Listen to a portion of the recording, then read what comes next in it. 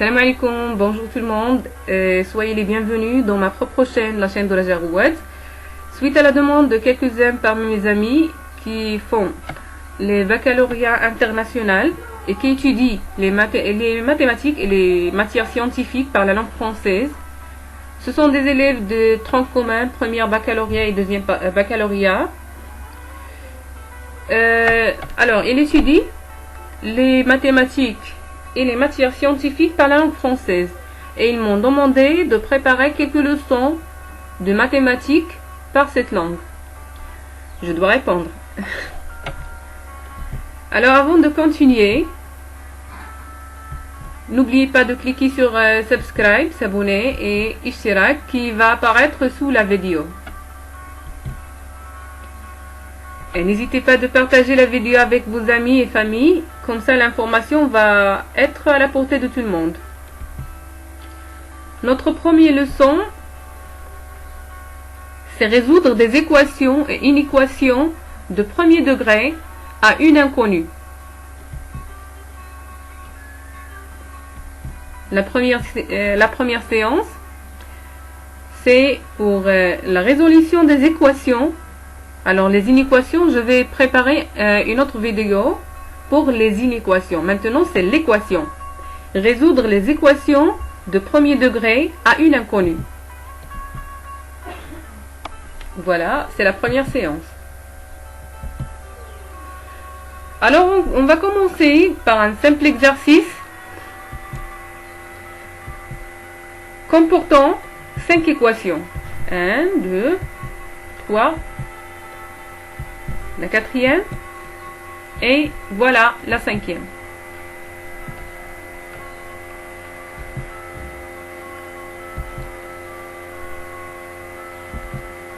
Alors la première équation, nous avons l'équation suivante. Si x moins 2x moins 4 égale à moins 5.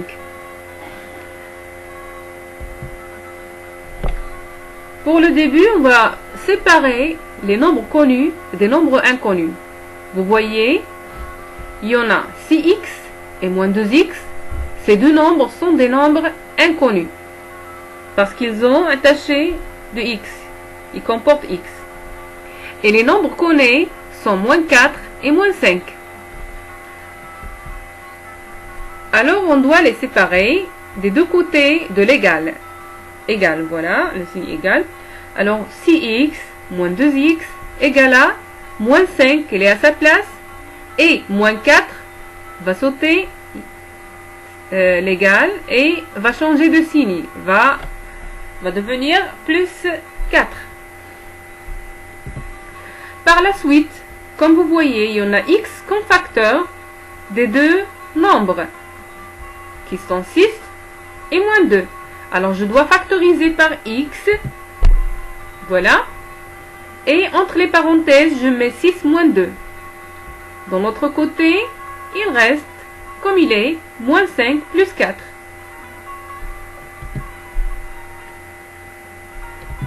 On calcule ce qui est entre les parenthèses. Ça va nous donner 4. Alors, 4 multiplie x. De l'autre côté, moins 4, moins 5 plus 4. Vous voyez que le nombre qui a la grande valeur absolue a le signe moins. Alors, notre résultat, c'est moins 1. Alors, moins 5 plus 4, c'est moins 1.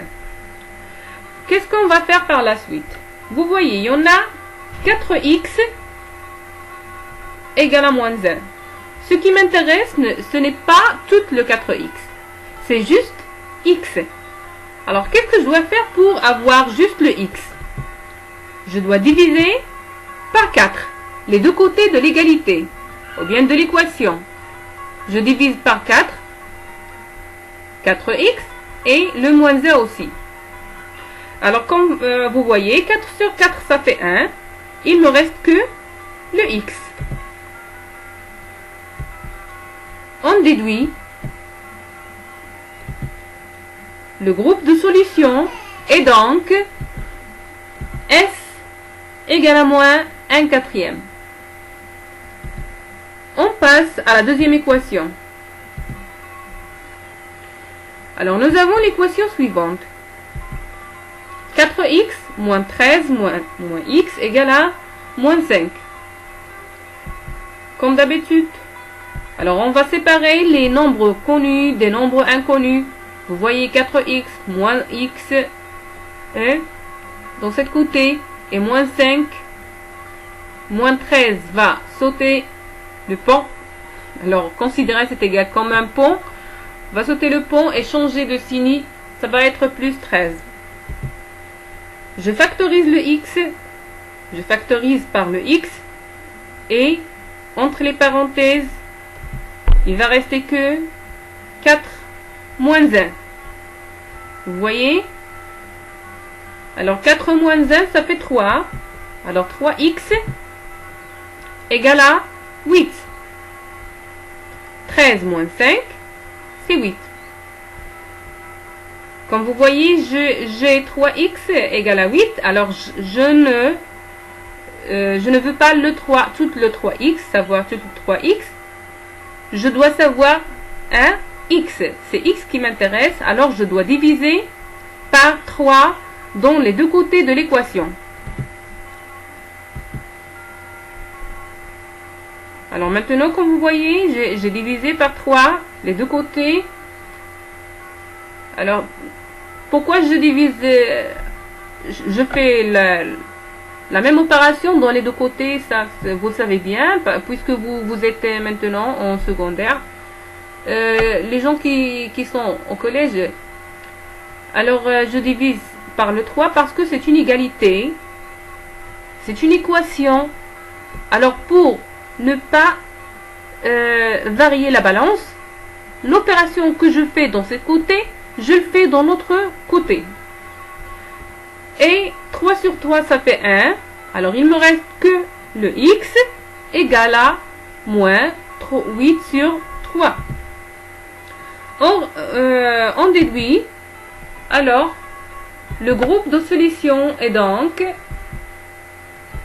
S égale à moins 8 sur 3. On passe à la troisième équation. Alors, nous avons l'équation suivante. 4x moins 7 moins 1 demi x égale à moins 5. Toujours, je fais séparer les nombres connus des nombres inconnus. Alors, les nombres inconnus à cet côté et le nombre connu dans l'autre côté. Je factorise par la suite par x. Donc, il me reste entre les parenthèses 4 et moins 1 demi. Vous voyez? Égale à 7 moins 5. Ok. Et comme vous voyez, il y en a deux nombres qui n'ont pas le même dénominateur. Ici, il y en a 2 et ici, il y en a 1. 4, c'est 4 sur 1. Alors, il faut les rendre au même dénominateur. Alors, je vais multiplier le 4 sur 1 par 2 sur 2. Ça va me donner 8 sur 2. Alors, maintenant, je peux faire la somme de ces deux nombres. Alors, 8 moins 1 sur 2. Ça va me donner quoi? C'est 7 demi-x égale à 2. Alors, le 2, c'est 7 moins 5. J'ai maintenant 7 sur 2, x. Ce qui m'intéresse, c'est x. Alors, je dois multiplier par l'inverse de 7 demi, qui est le 2 septième. Vous voyez? Comme ça, je peux réduire le 7 avec le 7 et 2 par 2. Il me restera 1x égale à 2 multiplie 2 septièmes, qui est 4 sur 7. On déduit notre groupe de solutions est donc S égale à 4 sur 7. On passe maintenant à la quatrième équation. Alors, nous avons l'équation suivante. 2x plus 5x égale à 7x. Regarde bien cette équation et sa résolution. On fait toujours apparaître les nombres inconnus du gauche et les nombres connus de droite. Vous voyez, il y en a 0 à la droite de l'égal, de égal. Donc, je factorise par x et j'ouvre les parenthèses. Voilà, 2 plus 5 moins 7 égale à 0. Vous voyez, il y en a x multiplie 7 moins 7 qui est 0. Alors 0 fois x, ça fait combien? Ou bien, c'est quoi le x qui vérifie cette équation? Il faut penser un petit peu. C'est quoi ce nombre qui va résoudre l'équation? Vous voyez qu'il y en a 0 fois x. Alors, quel que soit x, notre résultat va être 0. Alors, si vous remplacez le x par 1, 2, 3, racine de 2, racine de 4, racine de, je sais pas, alors, n'importe quel nombre, si vous essayez de remplacer par n'importe quel nombre, vous obtenir le résultat 0.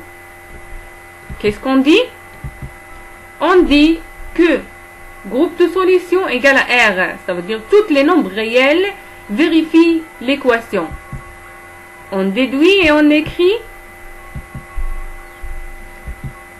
notre groupe de solution est donc S égale à R.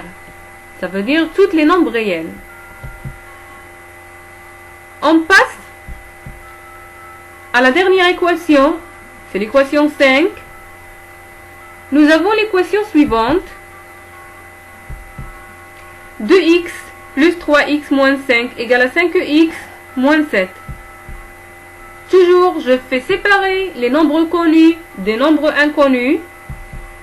Alors 2x plus 3x moins 5x, vous voyez, il y en a 5x à droite. Quand il saute le pont, alors il va changer de signe et devenir moins 5x.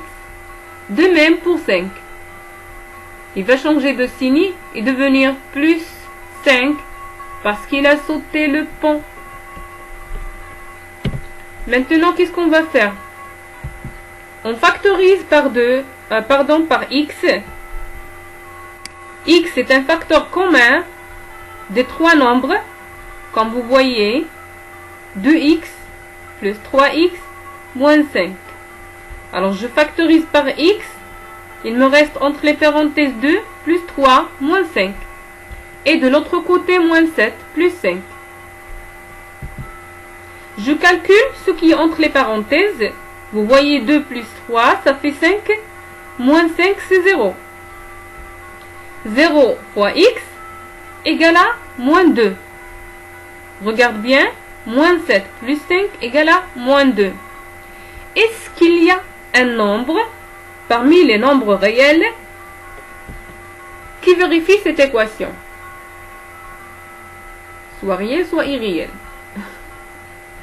Alors, est-ce qu'il y a un nombre qui vérifie cette équation?